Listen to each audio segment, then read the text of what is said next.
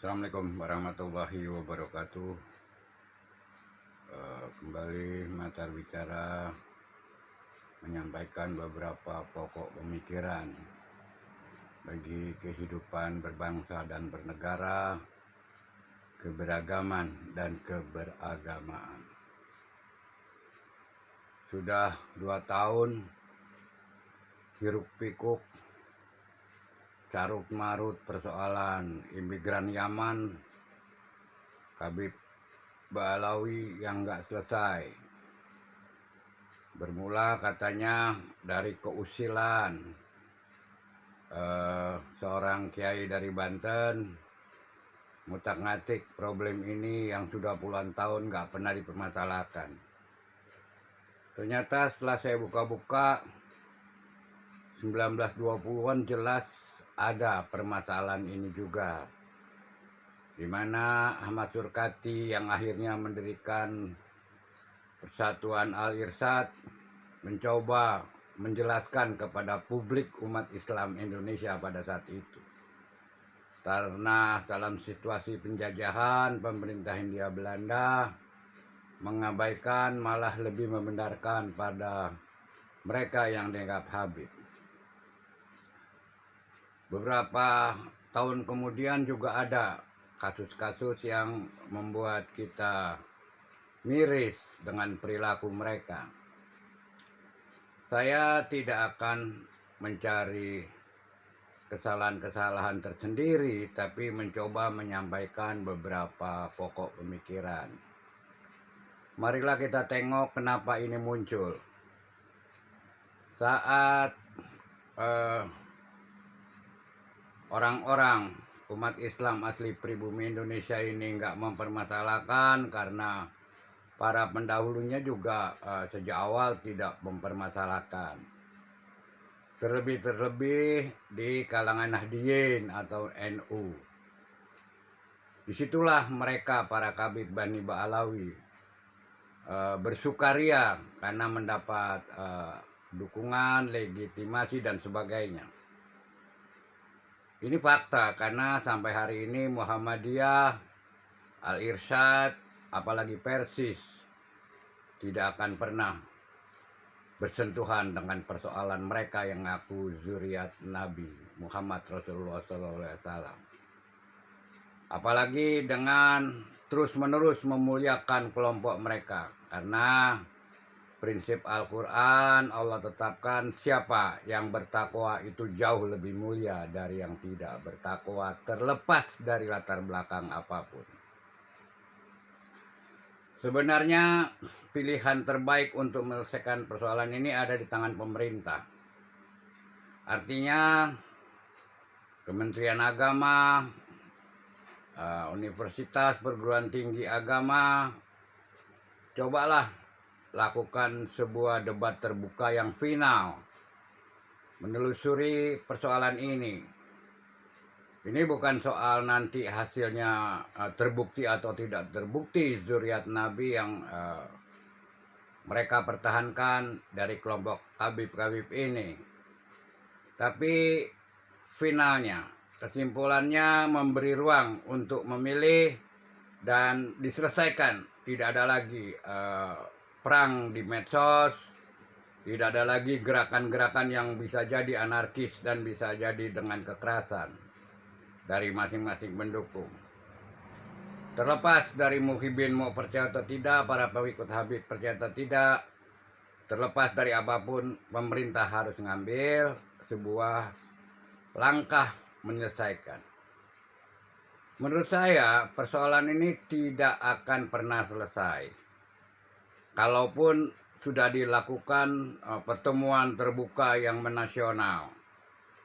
Kalau masih ada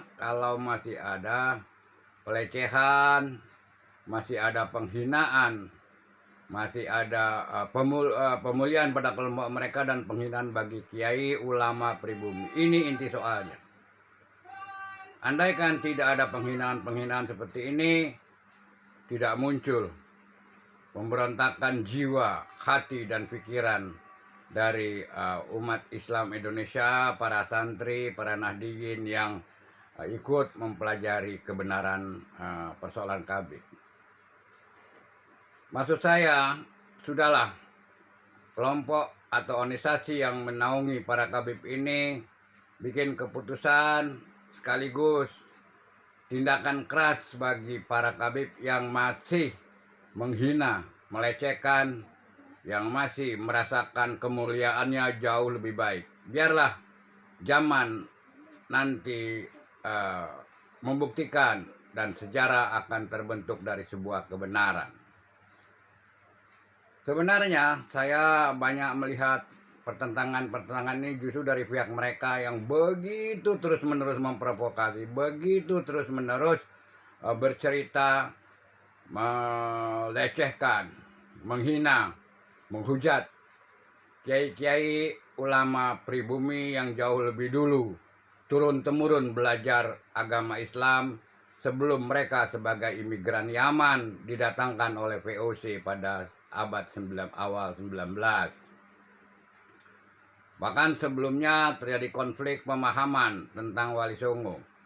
Sudahlah, saya anggap itu harus diselesaikan di sebuah meja diskusi yang lebih luas. Sebenarnya tidak ada masalah, begitu kata Gus Muafik. Kalaupun mereka bisa mi'raj 70 kali sehari, bisa terbang ke langit, bisa memadamkan api neraka, bisa memerintahkan munkar dan nakir, bisa menghidupkan orang mati, mengaku menjadi pemegang hak syafaat, nggak masalah, kata Gus Muafik.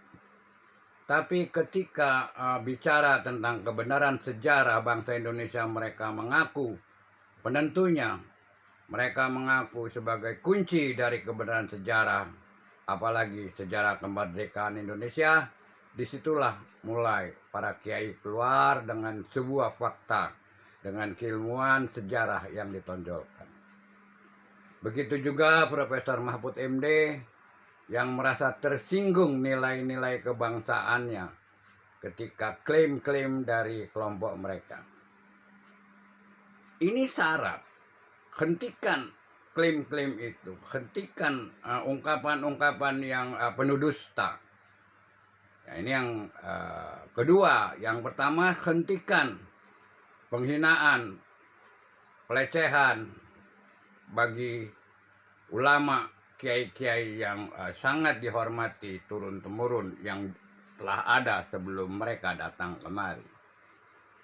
Jadi selama ini tidak dilakukan, maka tidak akan pernah selesai.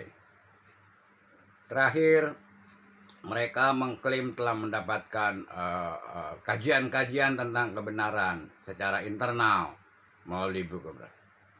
Nah, ini diuji dengan kajian-kajian eksternal di sebuah forum terbuka. Tak ada lagi istilah al-kaburi. Diundang nggak datang, giliran ngundang ngejebak. Maka orang nggak datang langsung dibilang ini itu dan diteprok tangani oleh para mukibin. Yang paling saya heran adalah mukibinnya kiai, ustadz yang tidak mempunyai nilai-nilai keilmuan, percaya begitu saja. Kuncinya adalah bukan soal percaya atau tidak percaya. Kuncinya adalah mari kita duduk bareng, selesaikan. Jangan ada masalah-masalah konflik agama internal Islam, karena sudah bertumpuk persoalan-persoalan di dalam komunitas Islam Indonesia. Saya hanya menghimbau, mengajak semua pihak berhentilah. Duduk bareng, kemudian tetapkan sebuah keputusan kesimpulan. Tapi bagaimana caranya? Tentu saja pemerintah harus ikut campur.